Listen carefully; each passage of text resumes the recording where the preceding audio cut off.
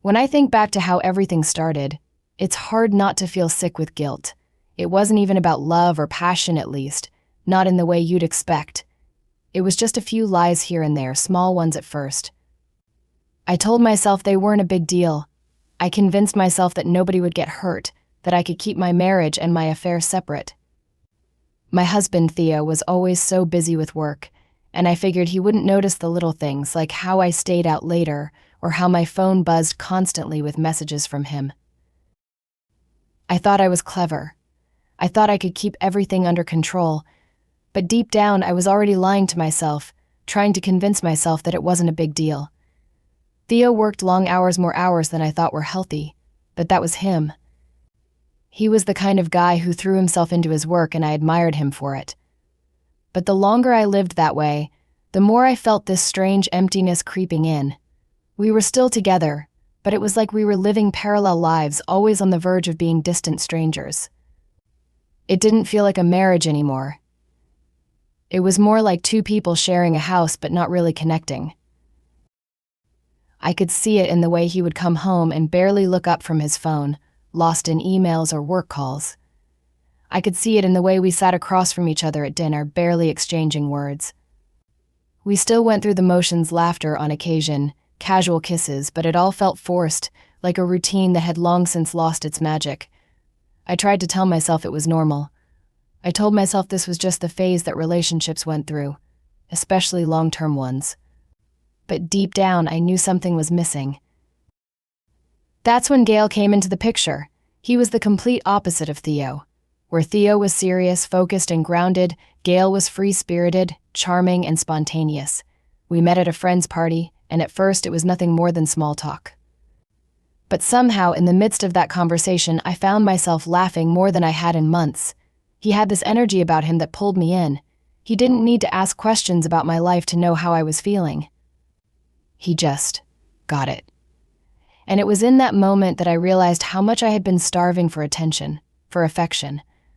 I was tired of feeling invisible, of feeling like I was just a wife with no spark left in her life. At first, it was just harmless flirting, a little compliment here, a lingering look there. I didn't think anything of it, or maybe I just didn't want to admit to myself what it was becoming.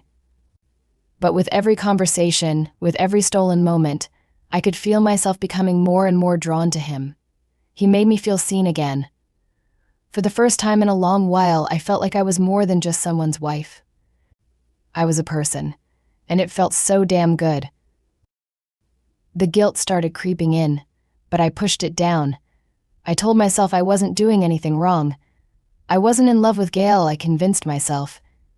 It was just a harmless distraction, a way to escape from the dullness of my marriage. And besides, I told myself Theo never had time to notice anyway. He was too busy with work, too distracted by his own life to notice how I was feeling, or worse, to notice the cracks that were starting to show in our marriage. The lies started small, just a text here, a secret meeting there. But before I knew it, I was tangled in something I couldn't get out of. It wasn't about love or passion, it was about needing to feel something, anything, that reminded me I was still alive. Gail and I started seeing each other in secret. At first, it felt like an adventure, something forbidden and exciting. I told myself I wasn't hurting anyone, that what I was doing wasn't as bad as it seemed. But as the days went by, I found myself pulled deeper into this web I had woven. Gail made me feel alive again, something I hadn't felt in years. I became someone else when I was with him, someone bold, someone confident. I felt like I was living outside of the shadows I had cast on my own life, and for once, I didn't feel invisible. I didn't feel like just Theo's wife or someone stuck in a stale marriage. With Gail, I was free, at least for a little while. The more I saw him, the more I began to crave his attention. It wasn't just about the physical attraction anymore, it was the emotional connection, the way he made me feel like I mattered. I started making excuses to spend more time with him. I'd tell Theo I was going to see friends or running errands, but the truth was I was driving to meet Gail, and every time I left the house, I felt this weight in my chest. I knew I was lying, I knew it was wrong, but the thrill of it all was too intoxicating to stop. With every secret meeting, I felt myself slipping further and further away from Theo, It wasn't that I didn't love him anymore, it was just that I was no longer sure what love even meant. Our relationship had become so routine, so predictable. There were no surprises, no sparks, and the longer we went without that connection, the more I found myself looking for it somewhere else. Gale seemed to fill a void that I didn't even realize was there. I started lying more about where I was, about who I was with. I even started making up excuses to leave the house earlier, to stay out longer. I would get texts from Gale, little sweet nothings that made me feel special, and I'd respond in secret, hiding it from Theo. Every time I looked at my phone and saw his name, I felt a mix of excitement and guilt. I was betraying the person who had been there for me, the person who trusted me, and yet it felt like I couldn't stop. It was like I had already crossed a line, and now everything was just falling apart. I could tell Gale was falling for me, too. He'd say things that made me think he saw a future for us, a life beyond just sneaking around. And the more he talked about it, the more I felt torn. I wasn't sure if I was falling for him in the way he wanted, but I was definitely falling for the idea of what he represented. Gale was everything that Theo wasn't. He was spontaneous, unpredictable, and passionate. He didn't work long hours or spend his days buried in a laptop. He lived for the moment, and it was hard not to get caught up in that. I wanted to be that person, the one who didn't hold back, the one who could feel alive every day. But with every stolen kiss and every secret rendezvous, the guilt started eating at me more. I knew what I was doing wasn't right. I knew that Theo, who loved me and trusted me, deserved so much better. But the deeper I got into the affair, the harder it became to face the truth. I was slowly unraveling, and with every lie I told, with every moment I spent away from Theo, I was just digging a hole I wasn't sure I could get out of. At the same time, I didn't know how to stop. I was caught between two lives, the one I had with Theo and the one I was building with Gale. But the more I tried to balance them, the more I realized I wasn't living in either world. I was stuck, lost in the lies I'd told and the choices I'd made. It was clear now that I had crossed a line that I could never uncross, and the consequences of my actions were starting to feel inevitable. But at that point, I didn't know how to turn back. It was a normal Tuesday evening when everything came crashing down. I didn't think Theo would be home so early, but there he was, standing in the doorway when I walked in from my latest rendezvous with Gale. I had just left his apartment, my heart still racing from the excitement of being with him. I never expected to see Theo standing there, looking at me with those eyes that seemed to see right through me, like they could read every single lie I had told. He didn't say anything at first. There was no shouting, no confrontation. His silence spoke louder than any words ever could. He just looked at me, his face a mixture of disbelief and hurt. I couldn't even bring myself to meet his eyes. I knew what I had done, and the shame was overwhelming. I stood frozen for what felt like forever, my mind racing with 1,000 thoughts, none of them making sense. I wanted to explain, to say something, but the words wouldn't come. What could I say? How could I explain what I had done? What was there left to say when the truth was standing between us, unspoken, undeniable? Theo finally broke the silence. His voice was calm, almost too calm. He didn't raise it, but the way he spoke made every word feel like a punch. He asked me where I had been. I tried to tell him the truth, well, parts of it, but I could already see the cracks in the story. The guilt weighed too heavily on me, and I could see it in his face that he already knew. I was caught, and I knew it.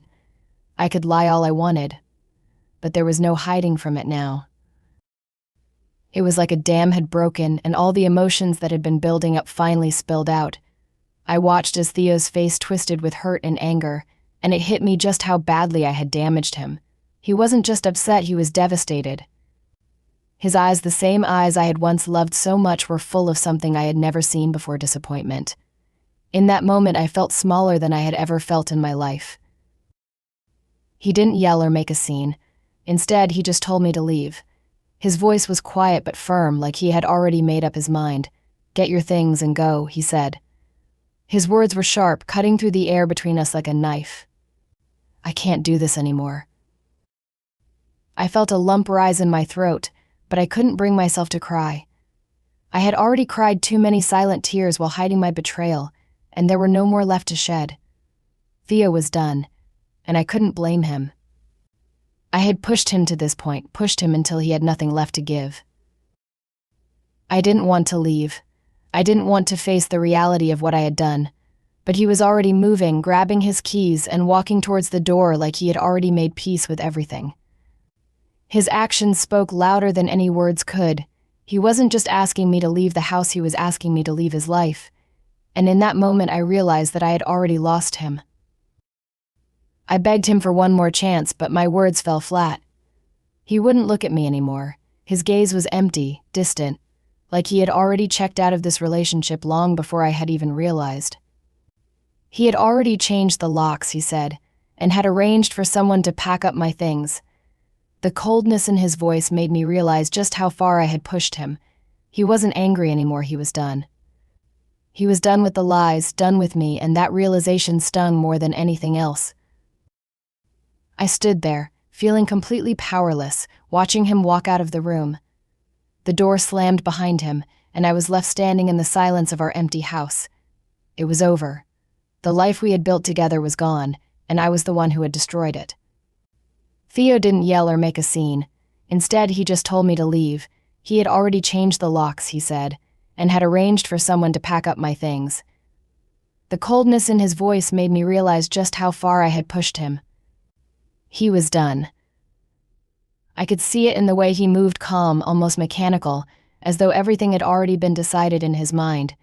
It was like watching someone walk away from a fire they had no intention of saving.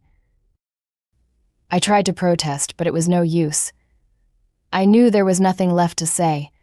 I had betrayed him in the most unforgivable way, and he had already made up his mind. He handed me the keys to my car, the cold metal feeling heavy in my hand. It was as if I was holding on to the last tangible thing left in my life, and yet it felt so insignificant. I wanted to scream, to beg for one more chance, but I didn't. I couldn't. He wasn't the man I had known anymore, and I wasn't the woman I once was either. The person who stood before him, now broken and full of regret, was a stranger to both of us. The realization hit me then I had no choice but to leave. It was over, and nothing I could say or do would change it. I tried to gather my thoughts, to tell him how sorry I was, but the words wouldn't come. I just stood there, feeling like a shell of the person I once was. It felt as though the life I had built was crumbling around me, piece by piece, and I was powerless to stop it. I watched as Theo packed the last of my things, clothes, books, personal items that had once felt like a part of me. He moved without emotion, as though this was just another task to cross off his list. The silence between us was suffocating. I wanted to reach out to hold on to something familiar, but there was nothing left. Even our home, once a place of comfort and security, felt alien to me now. It was just a house, empty of everything that once mattered. As I stood there, watching him finish, the weight of the situation settled deeper into my chest. I was no longer a wife, no longer a part of his world. I was being forced out of everything I had known, everything I had taken for granted. And all because I couldn't stop myself from making the worst mistake of my life. When the last of my things was packed and the door was locked behind me, I stepped out into the cold night, feeling like I had been thrown into the world without any warning or preparation. It was like I had been stripped of everything: my home, my marriage, my sense of self. I stood in front of the house that had once been mine, and I realized that I had nothing left. Theo had made it clear that I wasn't welcome anymore, and somehow, in the process of destroying everything, I had destroyed myself too. I stood there, not knowing where to go, not knowing what to do next. All I had left were the consequences of my actions. As I climbed into my car, I looked back at the house one last time, knowing I would never return. That was the moment I truly understood what I had lost. It wasn't just Theo or the life we had built, it was the part of myself that I had given away in the pursuit of something fleeting. Something I thought I needed but had never truly valued. The road ahead seemed so uncertain, and for the first time, I wasn't sure where I was going or if I even deserved to go anywhere at all. I had burned every bridge behind me, and all I could do was drive forward into the unknown, carrying the weight of everything I had destroyed. The days that followed were a blur of confusion and regret. I stayed at a friend's place for a while, but I couldn't shake the feeling of being lost. Every time I woke up, it felt like I was in a strange dream that I couldn't wake up from. I had left behind everything: my home, my marriage, the life I thought I knew, and now I was sitting in someone else's living room, wondering where it had all gone wrong. It wasn't just about losing Theo, it was the realization that I had lost myself in the process. I had become someone I didn't recognize, someone capable of betraying the one person who had trusted me with everything. I spent days and a days, replaying every moment, every choice that had led me to this point. I thought about the nights I spent lying to Theo, about the excuses I made, and the way I pretended that everything was fine when I knew it wasn't. I could still feel the weight of his silence, that coldness in his eyes when he looked at me. He had seen through all of it, all the lies, and there was nothing I could say to fix it. I had shattered something beyond repair. The guilt gnawed at me constantly. I couldn't escape it no matter how hard I tried. Every time I closed my eyes, I saw Theo's face, his hurt, his disappointment. I could still hear his voice, calm and steady, telling me to leave, that it was over. The finality of his words echoed in my head, reminding me of what I had done. I couldn't stop myself from reliving the moment when he told me to pack my things. I could still feel the weight of his absence in that house, and it was suffocating. It wasn't just the physical space he left behind, it was the emotional one too. He was gone, and I knew that I had pushed him to that point. As much as I wanted to pick up the phone and call him, to apologize and beg for his forgiveness, I knew I couldn't. I had crossed a line that couldn't be undone. There was no going back. The trust was broken, and once that was shattered, there was nothing left to hold on to. I had destroyed the foundation of our marriage, and all I had now were the fragments of what used to be. I tried reaching out to Gale, hoping that somehow he could be the escape I was looking for, but even with him, something felt off. It wasn't the same as before. The excitement, the thrill of being with someone new had faded, and now all that was left was a hollow feeling. Gale wasn't the answer. He had never been the answer. He was just a distraction, a way for me to avoid the pain I was too afraid to face. I had used him to fill a void, but now that the distraction was gone, I was left with nothing but the reality of what I had done.